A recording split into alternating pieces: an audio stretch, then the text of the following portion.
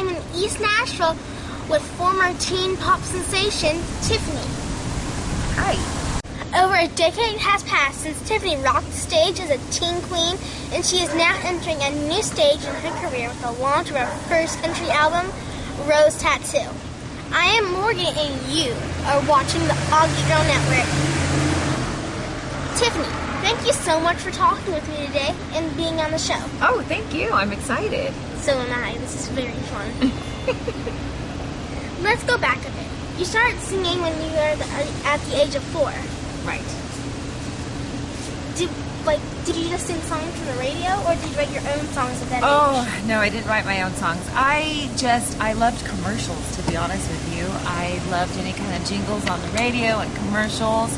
And my mom, it was funny because she thought I could read, because especially like the Coppertone commercials, I would look up and I would sing the song, or I would say, oh, Coppertone, and she was like, I think she could read. But it was just the familiarity, really, and I didn't spend too much time in front of a TV, but what I did, I just kind of sucked it all up. And then whenever I got into trouble, which wasn't too often, but I'd always have a timeout, and I would use that time to kind of sit there and entertain myself and have a good old time. And from that went borrowing my grandmother's records and going into her bedroom and listening to songs, and then really learning songs. So by the time I was 6, I was kind of torturing everybody around the house. If we were sitting here for dinner, I'd be in all of my grandmother's scarves and jewelry and singing and driving my poor grandfather like nuts. He used to always go, oh honey, let's see if grandma can give you some cookies or something. He was always trying to shut me up. Nice. But it sounds fun. You sound like you have a good imagination for like a 6-year-old. Well, I was just active. I was a tomboy. I started off as a pageant girl, actually, and as a dancer, so we have that in common because I know you were a dancer. And so I was always in beauty pageants and always dressed up, as a dancer, and I loved it. I loved to perform. But really my off time, I was always climbing trees and hanging out with guys and catching worms and spiders and things like that. So I was always in the background, imagining things and singing and imagining myself on stage. And I really didn't show anybody that I was serious about singing, and that's kind of what I wanted to do, as much as a 9-year-old can say that that's what they want to do, until I was 9, and I sang in front of family and friends at a party with a real piano player, and opened up my mouth, and I think everybody was kind of like, oh, okay, she's going to sing this cute little song, and this voice came out, and that was it. Everybody encouraged my parents to take it seriously and maybe try the music industry. At what point did you realize this is me? This is what I want to do when I grow up? Well, I think it was really, 9 years old when my parents actually, we had neighbors across the street, and they funded my neighbor's first record. So I was all of a sudden around musicians, and I loved music. I would go over there and watch them practice and just kind of maybe learn a little bit about the music industry and watch them get ready for shows. And at that time, I was also given some records. I'd moved into where I was kind of a preteen, so people were buying me records for my birthday. And my first record was Saturday Night Fever, which I loved. And then my second record was given to me. It was an Emmylou Harris record, and I'm a big Emmylou Harris fan. Never a dull moment in Nashville.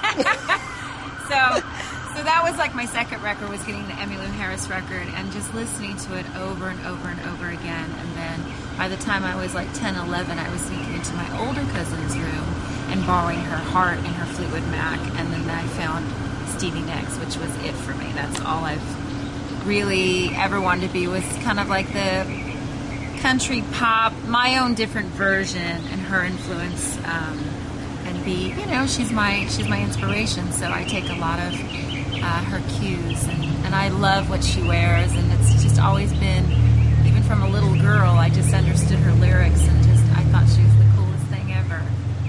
Did you do any other extracurriculars or sports?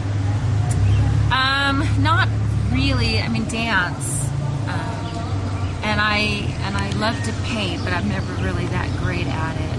But I learned ceramics and do things like ornaments and stuff for Christmas. So that's kind of what I used to do as a kid, and go around and sell them at neighbors. And, because my family wasn't poor, but we weren't extremely wealthy, so I always had to find a little job here and there to make some extra money, especially if I didn't do my chores.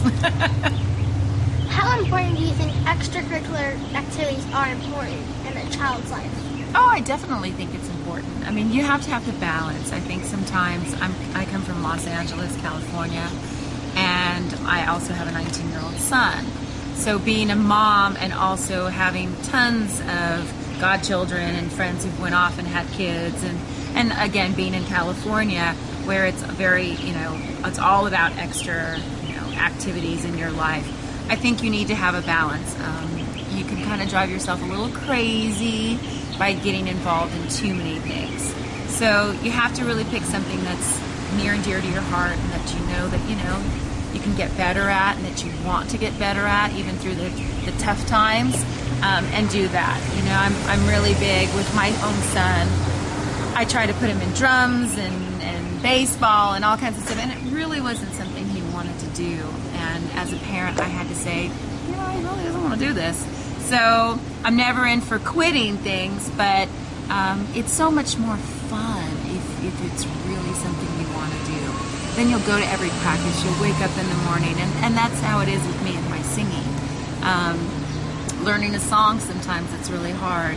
Can drive you nuts, and you have to learn it over and over, or working with different musicians, or practicing a stage show, or whatever it is, being on the road long hours and flying all across the road and, the world, and living out of a suitcase. But because I love music, it's still exciting. Who was your role model as a child?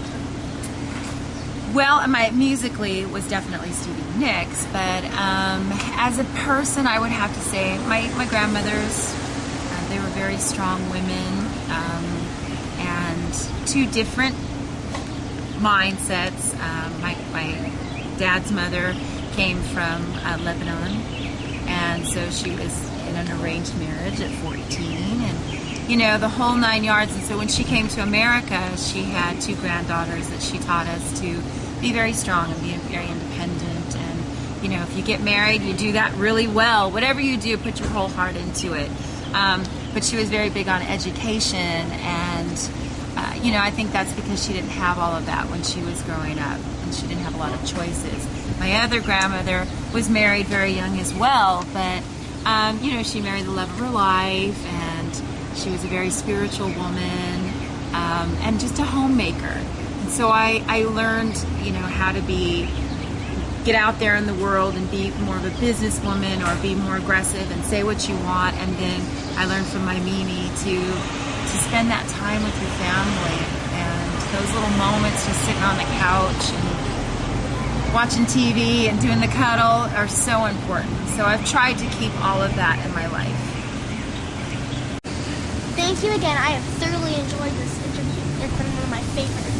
I appreciate that. Thank you. Me too. Thank you for watching the AUGEgirl Network.